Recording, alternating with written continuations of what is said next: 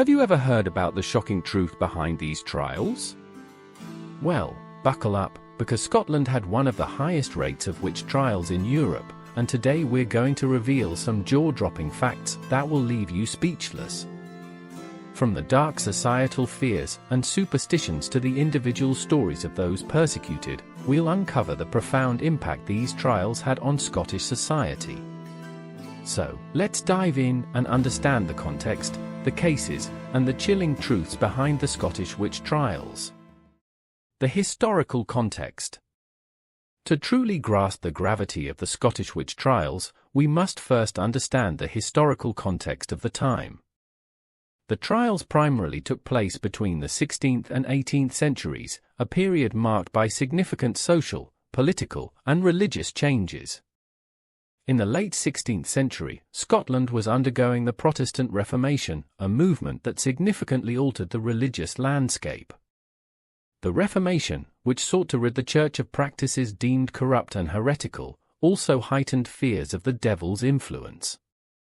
Witchcraft, seen as a direct manifestation of the devil's power, became a prime target. The Scottish Witchcraft Act of 1563 was pivotal. This legislation, enacted during the reign of Mary, Queen of Scots, made witchcraft a capital offence. The act stated, "Any persones accused of witchcraft or sorcery shall suffer death." This law set the stage for over a century and a half of witch hunts and executions, fostering a climate where accusations could lead to death. King James VI, later James I of England, played a crucial role in fueling the witch hunt hysteria. His fascination with witchcraft was partly due to his personal experiences. In 1590, after a stormy voyage from Denmark, he believed witches had conjured storms to thwart his journey. This belief was solidified during the North Berwick witch trials, where several accused witches confessed, under severe torture, to raising storms against the king. James's obsession culminated in his book The Demonology, published in 1597. This treatise on witchcraft, necromancy, and the supernatural not only provided a theological justification for witch hunts but also detailed methods for identifying and prosecuting witches. His endorsement lent significant credibility to the persecution of witches and influenced witch hunts across Scotland and England. The social context was equally critical. The late 16th and early 17th centuries were times of political instability and economic hardship in Scotland. Famine, disease, and poverty were rampant, creating a fertile ground for fear and suspicion. People were looking for scapegoats to explain their suffering, and accusations of witchcraft provided a convenient outlet. Additionally, it's important to note the influence of continental Europe on Scottish witch hunts. Scotland was part of a broader European trend of witch persecution.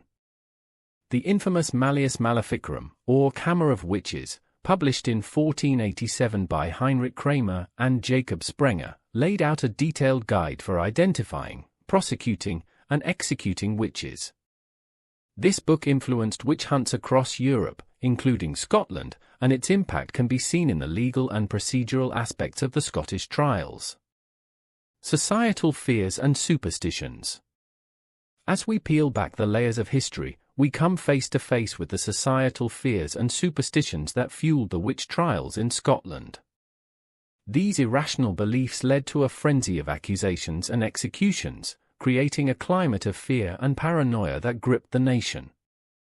The fear of witchcraft was deeply rooted in the collective psyche of the time.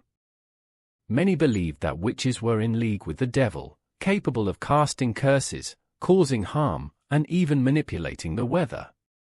These beliefs were often stoked by religious leaders who saw witchcraft as a direct threat to their authority and the social order. A key aspect of these fears was the belief in a maleficium, or harmful magic. Any unexplained misfortune, from failed crops to sudden illnesses, could be attributed to maleficium. This belief was compounded by the pervasive fear of the devil's influence, a theme heavily emphasized in sermons and religious teachings.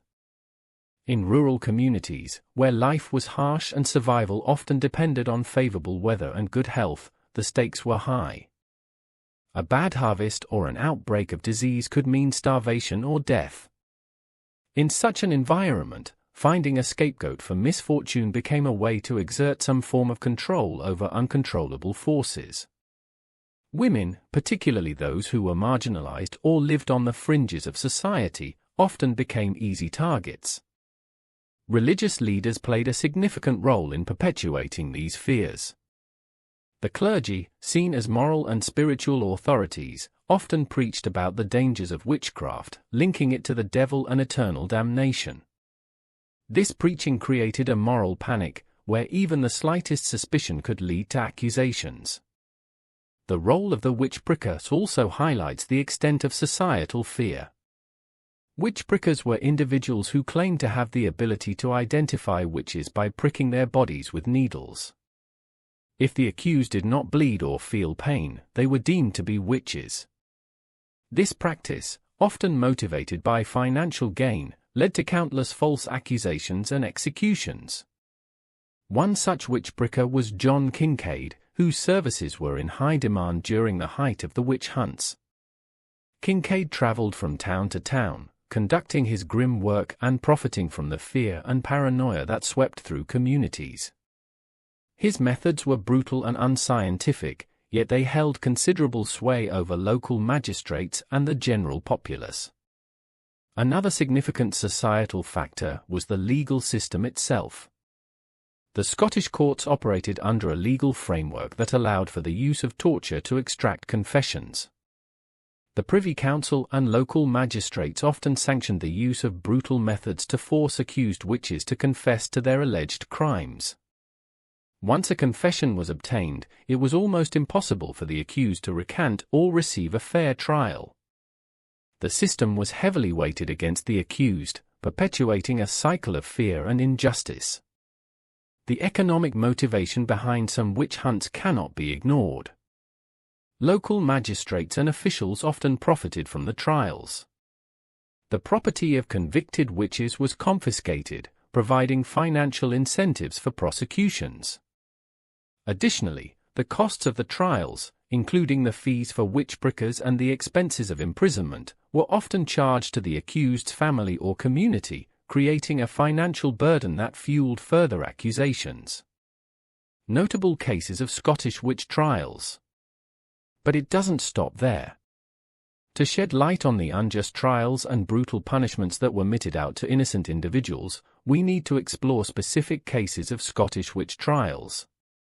The stories of those who suffered during this dark period are a stark reminder of the injustices that can arise when fear and ignorance prevail. One of the most infamous cases was the North Berwick witch trials in 1590–91. This series of trials began when King James VI returned from Denmark and was caught in a severe storm.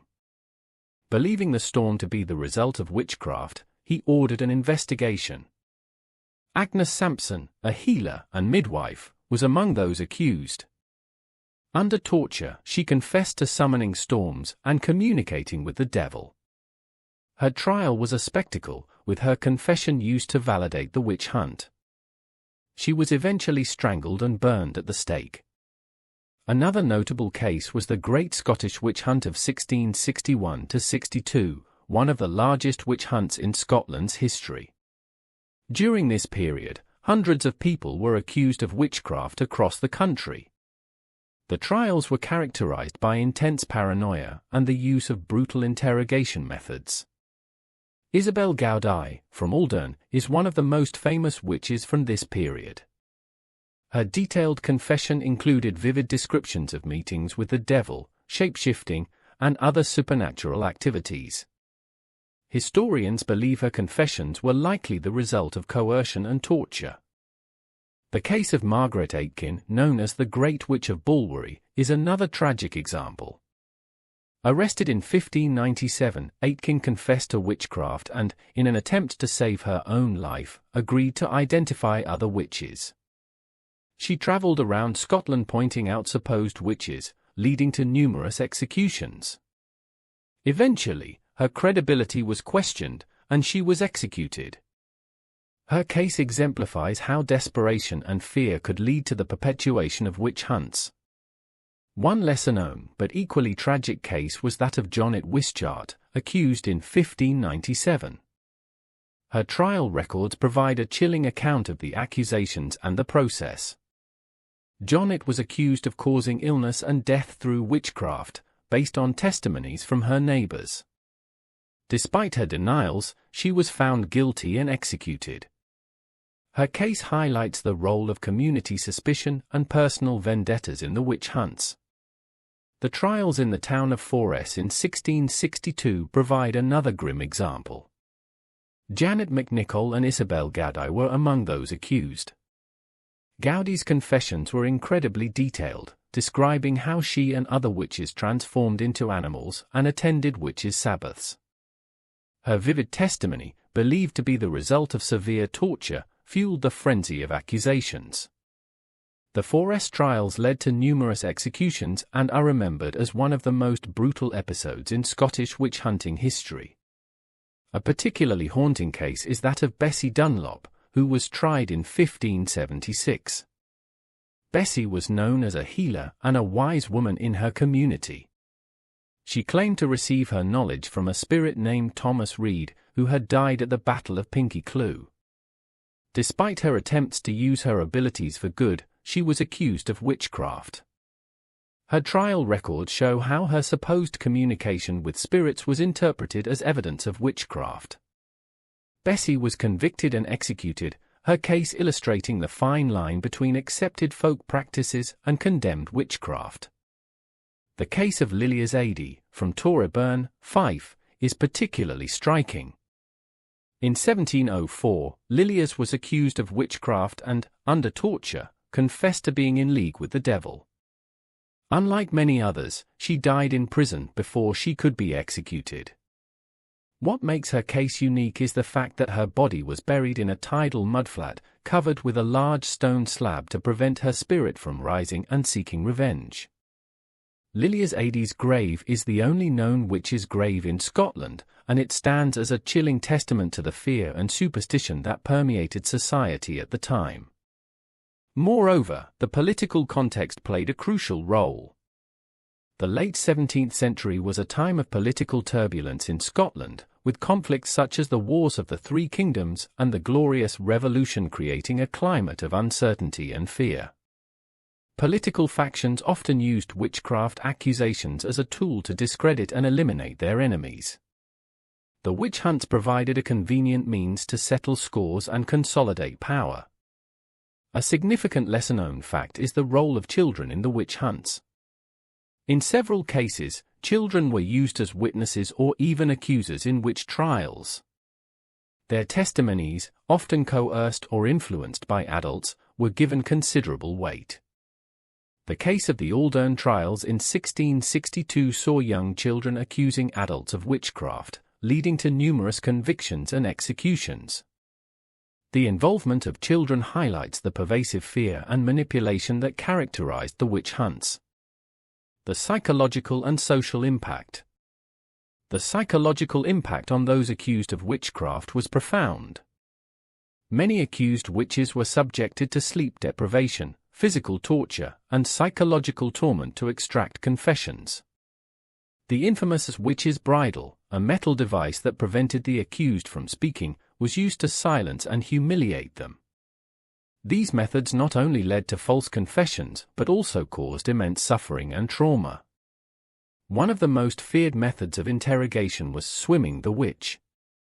The accused were bound and thrown into water. If they floated, they were deemed guilty because water, the pure element, rejected them. If they sank, and often drowned, they were considered innocent. This barbaric practice highlights the irrational and cruel methods used to determine guilt. The witch hunts also had a devastating social impact. Families were torn apart, and communities were left in a state of perpetual fear and distrust. The social fabric of many towns and villages was irreparably damaged as neighbors turned against each other. The fear of being accused led to an atmosphere of paranoia, where any unusual behavior or misfortune could be interpreted as evidence of witchcraft. Women, in particular, were disproportionately targeted. Estimates suggest that around 80% of those accused were female. The stereotypical image of a witch as an old, poor, and solitary woman made women more vulnerable to accusations. This gender bias was rooted in contemporary beliefs about women's supposed moral and spiritual weakness, making them more susceptible to the devil's influence. The trials reinforced existing gender inequalities and subjected countless women to unimaginable suffering. The economic impact of the witch hunts was also significant. As mentioned earlier, the property of convicted witches was often confiscated, leading to financial gain for local authorities and officials. However, the cost of the trials themselves, including the expenses of imprisonment and execution, often fell on the community. This economic burden exacerbated existing social tensions and fueled further accusations, creating a vicious cycle of fear and persecution. The human cost and reflection. In conclusion, it's crucial to reflect on the human cost of the Scottish witch trials and the lessons we can glean from the mistakes of the past. The witch trials resulted in the execution of an estimated 3,000 to 4,000 people in Scotland, a staggering number considering the population of the time. These individuals, mostly women, were often the most vulnerable members of society: widows, healers, midwives, and those who simply did not conform to societal norms. The trials serve as a stark reminder of the dangers of mass hysteria, scapegoating, and the abuse of power. The fear and ignorance that fueled the witch hunts led to countless injustices and untold suffering. Innocent people were tortured, executed, and had their lives and reputations destroyed based on little more than superstition and suspicion. By understanding and acknowledging these dark moments in history, we can strive to create a more just and compassionate society today. We must remain vigilant against the forces of ignorance and fear that can lead to such tragic outcomes. Education and critical thinking are essential tools in combating the kind of mass hysteria that led to the witch trials. It's our responsibility to ensure that such injustices are never repeated. The Scottish witch trials also highlight the importance of legal protections and the need for due process. The lack of fair trials and the use of torture to extract confessions were significant factors in the wrongful convictions and executions. Modern legal systems must uphold the principles of justice and human rights to prevent similar injustices. Furthermore, the witch trials remind us of the dangers of othering and scapegoating marginalized groups. Throughout history, societies have often targeted those who are different or do not conform to the norm, whether due to their gender, race, religion, or social status. The witch hunts are a stark example of how fear and prejudice can lead to the persecution of the innocent. In reflecting on this dark chapter, it's also important to honor the memory of the victims. In recent years, there have been efforts in Scotland to acknowledge the injustices of the past. Memorials and historical markers have been erected to commemorate those who were accused and executed for witchcraft. These efforts serve as a reminder of the importance of historical memory and the need to confront and learn from our past.